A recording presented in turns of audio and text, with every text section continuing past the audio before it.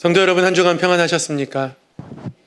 삶의 순례의 길을 마치고 하나님 아버지의 집, 우리 하나님 아버지의 품에 나오신 우리 성도님들 안에 예배를 통해서, 말씀을 통해서 우리를 사랑하시고 우리에게 힘과 소망 더하여 주시는 하나님의 크신 은혜가 풍성히 임하기를 축복합니다. 오늘은 우리가 그의 소생이라 라는 제목으로 함께 말씀을 받도록 하겠습니다. 남아공의 최초 흑인 대통령이기도 하고요. 또 노벨 평화상을 받으셨던 넬슨 만델라 대통령이 그의 연설 중에 인용하면서 좀 유명해진 이야기가 하나가 있습니다. 한 인류학자가 아프리카에 와서 지내면서 아이들과 친해지기에 어느 날 게임을 하는데요. 그 게임이 아이들을 줄을 세워놓고 저쪽 반대편에 나무에다가 과자나 먹을 것을 달아놓고 1등한 사람이 저걸 차지하는 걸로 게임을 한 거죠. 당연히 출발하면 너도 나도 그 과자를 향해서 달려갈 줄 알았습니다. 저희 집을 봐도 그렇습니다. 치킨을 먹으면 치킨을 열자마자 다리를 서로 차지하기 위해서 두 아이들이 정말 빠르게 달려들거든요. 닭이 다리가 3개가 아닌 게 참 다행이다. 그런 생각 늘 하게 되는데요. 아이들이 그렇게 달려갈 줄 알았죠. 그런데 이 아이들이 그렇게 가지 않았습니다. 다 손을 잡고 같은 속도로 같이 가는 겁니다. 어느 한 명이 그것을 차지하려고 하지 않는 거예요. 깜짝 놀랐습니다. 너희들 어떻게 이럴 수가 있니? 그랬더니요. 그 중에 한 명의 아이가 이렇게 대답했다 합니다. 우분트. 이 우분트라는 말은 반트족 언어인데요. 그런 뜻이라고 해요. 네가 있기에 나도 있다. 이렇게 대답한 이 아이가 다른 사람이 모두 슬픈데 어떻게 나 한 명만 행복해질 수 있나요? 이렇게 말했다고 해요. 꽤나 울림이 있는 대답이죠. 복음을 전하는 사도 바울의 마음이 그랬던 것 같습니다. 하나님께서 주신 복음을 받아들고 나는 구원받은 백성이 되었지만 그러나 아직 하나님을 알지 못하는 사람들을 향해서 나는 믿고 자녀가 되었지만 저들이 아직 믿지 않았는데 제가 어떻게 가만히 있을 수 있을까요? 마치 오늘 본문은 그렇게 말하는 것 같습니다. 오늘 본문은 사도 바울이 제2차 전도 여행 가운데에 아덴에서 머물 때에 복음을 전한 내용입니다. 사실 사도 바울은 이 2차 전도 여행에서 아덴에 오기까지 결코 쉽지 않았습니다. 사도 바울을 파송한 안디옥 교회에서 아덴으로 직접 온 것이 아니라 이미 여러 곳을 거쳐서 아덴에 도착한 것이거든요. 아덴에 오기까지의 경로를 짧게 한번 살펴보니까요.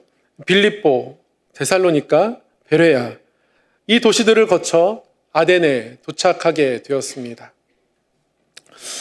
빌립보는 사도 바울이 복음을 전하다가 감옥에 갇혀서 절망하는 순간도 있었지만 또 감옥에서 바울과 실라가 찬양할 때 옥문이 열리는 기적을 경험했던 곳이기도 합니다.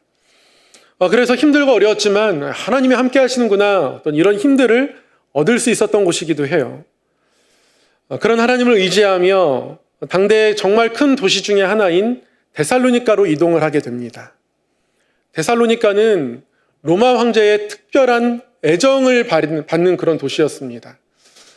율리우스 시저 암살 사건이 있었을 때 브루투스가 강력한 용의자로 지목이 되고 황제의 군사들이 그를 쫓게 되죠. 그러나 번번이 전쟁에서 져서 패배합니다.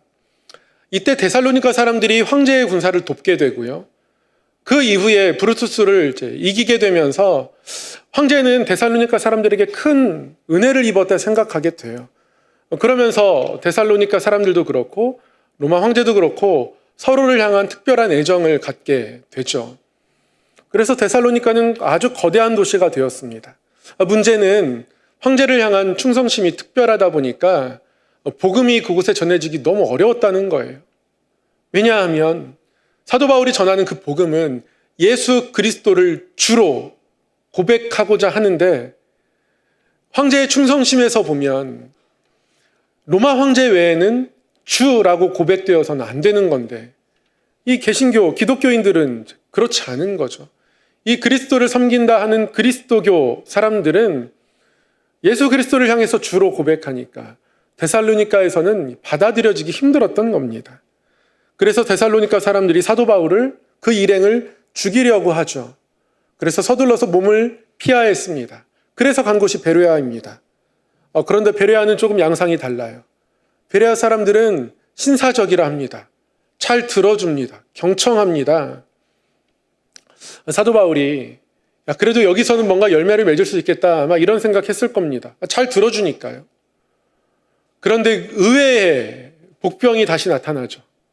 이른바 데살로니가 원정대.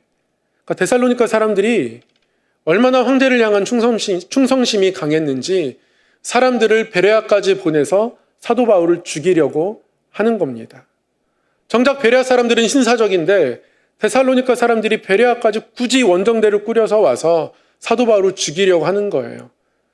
원정대로 뽑힌 사람들이 어떤 사람들이 뽑혔겠습니까?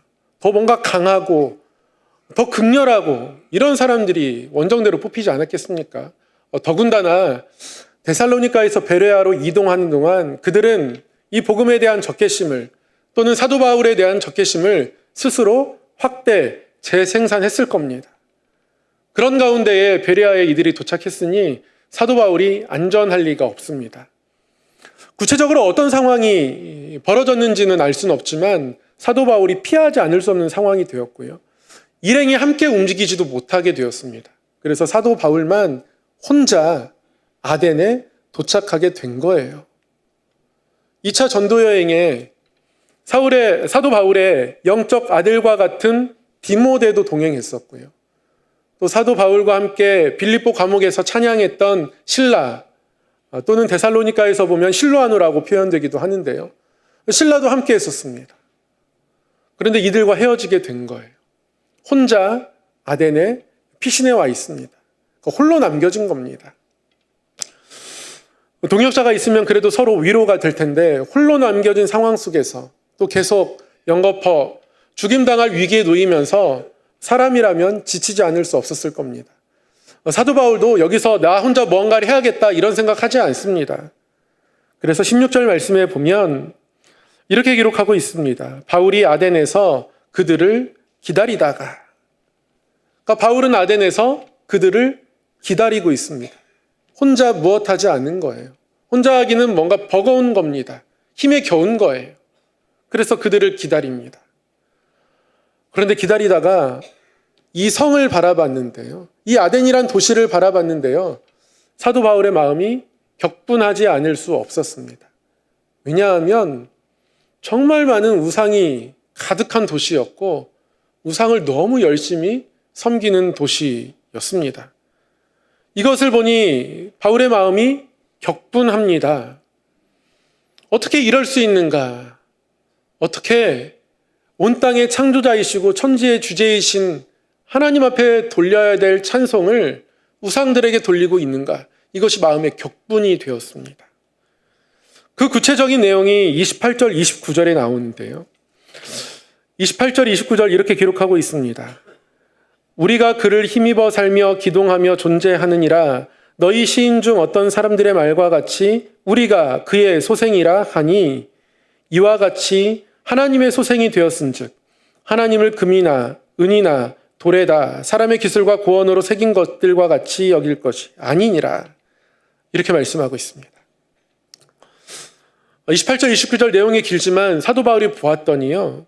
너희 시인 중 어떤 사람들의 말과 같이 우리가 그의 소생이라 사람들이 이렇게 고백하며 살아간다는 거예요. 이게 무슨 말이냐면요. 고대 어떤 시인이 남긴 말을 가지고 그것들을 제우스를 찬양하는 데 사용하고 있는 겁니다. 그러니까 제우스를 찬양하면서 제우스 찬양집에 포함되어 있는 한 문구를 사람들이 늘 얘기하고 읊고 다니니까. 근데 그 문구가 그겁니다. 우리가 그의 소생이다. 제우스의 소생이다.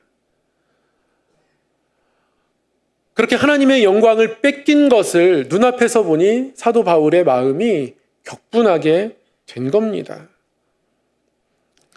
사도 바울이 오늘 이곳 아덴에서 복음을 전할 때 외치는 말씀을 보면 24절에서부터 쭉 이어져서 선포되는 말씀은 하나님이 천지의 주제이시다. 하나님이 온 땅을 창조하셨다. 지금 많은 민족들과 나라들로 갈라져 있긴 하지만 그들의 경계와 어떤 것들이 다 정해져 있긴 하지만 그럼에도 불구하고 하나님께로부터 시작된 하나의 혈통이다. 그렇게 하나님께로부터 말미암은 하나님의 혈통인데 정작 여기에 살아가는 사람들은 우리가 그의 소생이다. 우리가 제우스의 소생이다. 우리가 그의 족속이다. 이렇게 말하고 있는 거예요. 그래서 사도 바울의 마음이 격분하게 된 겁니다. 사도 바울은 하나님의 마음을 알고 있는 거죠. 하나님은 이 아덴의 백성이 하나님을 알지 못하지만 하나님 편에서는 여전히 하나님이 창조하신 하나님의 백성인 것이고요. 하나님이 다시 찾아오셔야 될 백성인 거고요. 그래서 이방인이긴 하지만 여전히 하나님의 족속인 겁니다. 하나님께서 한 혈통으로 지으셨다 사도 바울은 선포하고 있고요. 이게 하나님의 마음이었고 이게 하나님의 생각이었고 사도 바울은 그 마음을 그 안에 그대로 담아내고 있는 겁니다. 그렇게 바라보고 나니까 하나님의 백성들을 제우스에게 뺏긴 것처럼 보이는 거예요.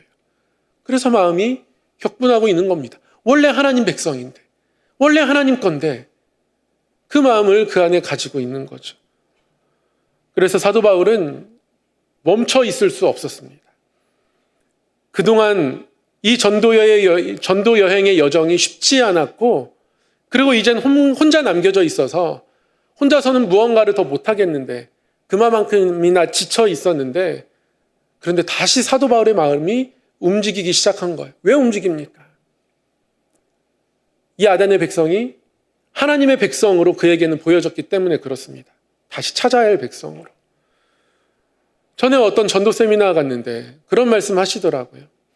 이 땅은 믿는 자, 안 믿는 자로 나눠진 게 아니라 믿는 자와 믿을 자로 나눠져 있는 거라고. 그렇게 바라봐야 한다고. 그래야 전도할 수 있다고. 그런 말씀 언젠가 하셨던 것을 들었던 걸 제가 기억하거든요. 솔직히 그때는 어떤 말장난 같기도 하고 그거나 그거지. 안 믿는 자도 우리가 전하면 되지. 이런 생각도 했던 것 같긴 한데요. 오늘 말씀해 보니까 어떻게 바라보느냐가 너무 중요하더라고요. 여전히 이 땅을 하나님의 땅으로 바라보아야 하고 그 가운데 우리의 걸음과 우리의 마음을 두어야 여전히 하나님의 뜻을 따라서 우리가 걸어갈 수 있는 것인데 하나님의 생각과 하나님의 마음이 하나님의 그 시점이 우리에게 없으면 우리는 세상의 상황과 정황들 지금의 모습들을 너무 크고 중요하게 바라보게 됩니다. 사도 바울에게는 하나님의 마음이 있었어요. 그러니까 전하는 겁니다. 이 사람들이 얼만큼 받아들이고 믿게 될까 이런 걸 생각하면 그 가능성이 희박해 보일 수 있습니다. 27절 말씀처럼 혹 이들이 더듬어서 하나님을 알게 될까 그 작은 기대를 가지고 지금 사도 바울은 하나님의 마음에 순종하며 나아가고 있는 것이죠. 혼자 된 그 외로운 자리에서 고독한 자리에서 여전히 하나님의 마음을 품어내고 있습니다. 그래서 이 걸음을 멈추지 않아요. 아덴에서 홀로 사역하느라 지쳐 있었던지 큰 열매가 없었습니다. 큰 기적도 없었어요. 그러나 사도 바울은 멈추지 않습니다. 낭망하지도 않고요. 또 고린도로 갑니다. 그렇게 멈추지 않고 갔더니 하나님이 사도 바울을 위해서 아굴라와 브리스길라를 예비해 주셨습니다. 평생의 동역자를 또 그곳에서 만나게 되죠. 이것이 우리 교회가 걸어가야 할 걸음입니다. 하나님의 마음을 담아내어서 이 땅을 하나님의 땅들로 바라보고 하나님을 알지 못하는 사람들을 바라볼 때 저들을 하나님이 한 혈통으로 지으셨는데 세상에 우리가 빼앗겼다 여겨지는 마음들을 우리가 가져야 하는 것이죠. 그리고 그 마음들로 채워져서 우리가 하나님의 일들을 함께 감당하는 동역자로 서 있어야 합니다. 그렇게 동역자로 섬기며 살아가고 때로는 그것이 외롭지만 여전히 하나님의 마음 때문에 그 길을 걸어가면 또 하나님이 우리에게 동역자를 붙여주시고 그렇게 함께 하나님의 일들을 감당해 가는 것이 바로 교회인 거죠. 제가 지난 수요일 이대 목동병원 병원장님을 잠깐 만나뵈러 다녀왔습니다. 우리 성함교회가 벌써 수년째 이대 목동병원에 사순절마다 금식하고 그 마음을, 그 헌금을 모아 난치병 어린이들, 어려운 환자들 돕는 일들에 함께 동참하고 헌신하고 있는데요. 지난주 광고 드린 것처럼 560만 원의 헌금을 모아서 또 전달을 해드렸습니다. 그 감사한 마음에 또 만나 뵙게 되어서 함께 잠깐 여러 이야기를 나누었습니다. 제가 정말 큰 은혜를 받고 돌아왔는데요. 제가 은혜를 받았던 첫 번째 이유는 기도 부탁을 해주셔서 그렇습니다. 목회자는 기도 부탁하는 사람이 제일 좋습니다. 하나님께 내가 쓰임받고 있다는 아주 강력한 마음이 들거든요. 그리고 책임감도 들고 다시 하나님 앞에 그것 때문에 서게 되니까요. 기도 부탁하는 사람 참 좋습니다. 기도 부탁을 해오셨어요. 목사님, 이 이화의료원이 이대 목동병원이 보군여관이라고 선교사님들이 그 여성 질병들 그거 돌보면서 어려운 여인들 돌보면서 시작한 곳인데 그런데 이대 목동병원에 예배당이 없습니다. 이대 서울병원은 너무 크게 잘 지어서 방주 모양으로 설계를 하고 그 한 가운데에 예배당을 지었는데요. 근데 이대 목동병원은 예배당이 없습니다. 그러면서 저를 또 그 대회의실로 데려가세요. 보여주시면서 들어갔더니 십자가가 그 앞에 걸려 있더라고요. 예배당이 없어서 회의실에서 예배 드립니다. 목사님 기도해 주십시오. 이대 목동병원에 예배당이 생길 수 있도록 기도해 주십시오. 이렇게 부탁하시더라고요. 기도 부탁을 받으니까 너무 좋았습니다.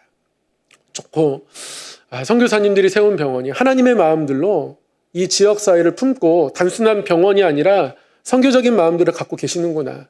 이것이 진심이면 분명히 나타날 것이다. 어떤 그런 마음들이 이제 드는 거죠. 근데 이틀 후에요. 감사의 마음을 또 구체적으로 표현해 오셨는데 한 문서를 보내 오셨습니다. 문서 제목이요. 장례식장 사용료 우대 협약서. 서로 직인을 찍어서 교환하고 다음 주에는 협약서를 이렇게 게시판에 붙이려고 하는데요. 장례식장 사용료를 우대받게 되어서 어떤 그런 경제적인 약간의 이점 때문에 좋은 게 아니라요. 첫 줄 문구가 너무 은혜스럽게 다가왔습니다. 우대 협약서를 작성해서 보내주시면서 이렇게 첫 줄을 적어주셨어요. 성암교회 이하 동일하 칭함과 이화여자대학교 의료원 이하 행이라 칭함은 상호협력 관계 강화의 일환으로 다음과 같이 행의 장례식장 사용료에 대한 우대 협약을 체결한다. 다음과 같이가 궁금하신 분도 많으실 텐데요. 다음과 같이는 다음 주에 확인하시면 되겠고요. 보통 어떤 약속을 할 때 갑을 이렇게 표현합니다. 갑과 을이 어떤 약속을 하게 되죠. 그래서 그 관계를 갑을 관계라 합니다. 때로는 어떤 약속을 한 좋은 관계가 어떤 힘의 균형이 무너지고 뭔가 힘으로 누군가를 누르는 그런 이미지로 지금은 좀 느껴지기도 하지만 어쨌든 그렇습니다. 그런데 표현을 이렇게 해주시더라고요. 동 그리고 행. 동과 행으로 표현해 주시더라고요. 갑을 관계가 아니라 을갑 관계도 아니고요. 동행 관계다. 이렇게 말씀하시는 겁니다. 이게 얼마나 크게 좋게 다가왔는지 모르겠습니다. 이 땅을 향하여서 교회와 동행하고자 하는 것은 이 땅을 하나님의 땅으로 바라보기 때문에 그런 거잖아요. 때로는 믿지 않는 자들에 대해서 이 세상에 대해서 우리가 무감각해질 수 있습니다. 그런데 병원장님을 만나보고 이렇게 돌아와서 이 땅을 여전히 선교지로 바라보고 있는 한 사람을 만나고 나니까 이러한 이야기를 나누고 이러한 문서를 나누는 것이 뭔가 이 땅 가운데서 동행하고 도격하는 사람이 있구나 커다란 또 힘과 위로가 되더라고요. 우리가 하나님의 뜻을 따라 살아가는 길들에는 하나님이 붙여주시는 동역자들이 있습니다. 그리고 그 일들을 감당해 가면서 우리는 더욱 하나님의 크심을 경험할 수 있게 됩니다. 전 부활절을 보내면서 하나님 앞에 그런 기도를 하게 되었습니다. 하나님, 부활의 능력을 우리 삶에서 어떻게 경험할 수 있을까요? 이런 기도를 질문으로 담아서 하나님께 올려드렸는데요. 처음에는 그런 질문을 던지고 나니까 성도님들의 개개별의 삶, 또 저의 개인적인 삶들을 돌아보게 되더라고요. 부활의 능력이 어떻게 나타날 수 있을까? 근데 기도하면서 하나님께서 어느 날 강하게 이런 마음을 주시더라고요. 부활의 능력은 너의 삶에서 경험하기 이전에 사명의 길에서 가장 뚜렷하게 경험할 수 있는 것이고, 그 경험과 능력을 삶으로 옮겨내서 하나님의 길들을 걸어가는 것이다. 하나님 그런 마음들 주시더라고요. 그래서 부활절을 지나면서 변화산 사건을 통해서 모세와 엘리야가 그 앞에 서 있지만 그들 또한 하나님 앞에 죽기를 간구했던 연약한 사람들이었고, 그러나 하나님께서 결국 그 영광의 자리에 세워주셨고, 요나처럼 고집스러운 사람이지만 하나님 끝까지 포기하지 않으시고 요나 안 되겠다라고 요나를 거절하지 않으시고 끝까지 붙들고 사용하시는 모습들을 바라보고, 오늘 말씀을 통해서 사도 바울이 외롭지만 홀로 놓였지만 그래도 끝까지 또 그 일들을 감당해 갈 때 하나님이 힘도 주시고 동역자도 붙여주시고 하나님이 함께 하신다는 것을 나타내는 모든 이런 여정들을 보면서 이것이 바로 우리가 걸어가야 할 길임을 깨닫게 됩니다. 사랑하는 성도 여러분, 부활의 능력을 경험하는 자리는 하나님의 마음을 가지고 살아가는 자리입니다. 때로는 우리가 지치고 고뇌서 힘에 겨울 때도 있습니다. 모세와 엘리야처럼 그럴 때 있고요. 때로는 우리가 요나처럼 내가 옳은 것처럼 고집 부릴 때도 있습니다. 때로는 사도 바울처럼 여정마다 힘들고 어려워서 더 이상 못할 것 같은 상황에 놓일 때도 있습니다. 그때 우리를 움직이게 하는 것이 하나님의 마음인 거고요. 이 땅을 바라보는 하나님의 시선입니다. 그 사명의 자리에 나아갈 때 하나님이 어떠한 능력으로 채우시는지 경험하게 되고, 그것을 통해서 우리는 우리의 삶을 더욱더 소망 가운데 살아가게 되는 겁니다. 하나님이 오늘 그러한 여정으로 우리를 인도하고 싶어 하십니다. 호세아 11장 4절에서 하나님이 이렇게 말씀하신 적이 있으십니다. 내가 사람의 줄, 곧 사랑의 줄로 그들을 이끌었고. 우리 한 사람 한 사람이 하나님의 사랑의 줄입니다. 바꿔 말하면 하나님의 사랑을 나타내는 사명들을 우리 안에 가지고 있다는 말씀이에요. 거대한 그 어떤 것이 아닙니다. 하나님의 사랑을 나타내면 되는 겁니다. 하나님의 사랑이 닿지 않는 곳이 보여지면 그것에 대해서 안타까워하면 되는 겁니다. 우리가 모아서 내놓는 옷 한 벌이 사랑의 줄이 될 수 있고, 우리가 드렸던 하나님 앞에 금식 헌금이 또한 사랑의 줄이 될 수 있는 겁니다. 중요한 건 하나님의 일하심을 기대하는 것이고요. 그 가운데 일하시는 하나님을 경험하며 더욱 우리 삶을 하나님께 맡길 수 있는 믿음들이 우리 안에 생겨나는 겁니다. 그러한 하나님을 믿는 믿음의 걸음들이 우리 안에 끊어지지 않기를 소망하고 축복합니다. 기도하겠습니다.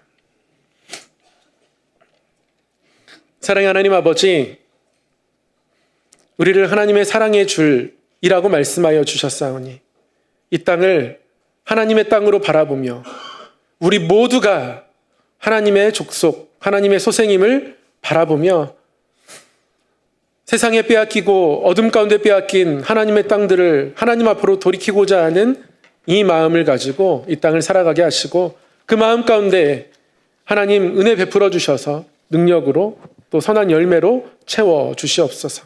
그리고 그 하나님의 능력이 우리 삶에서 또한 늘 역사하여 주셔서 하나님의 백성으로 이 땅을 살게 하여 주옵소서.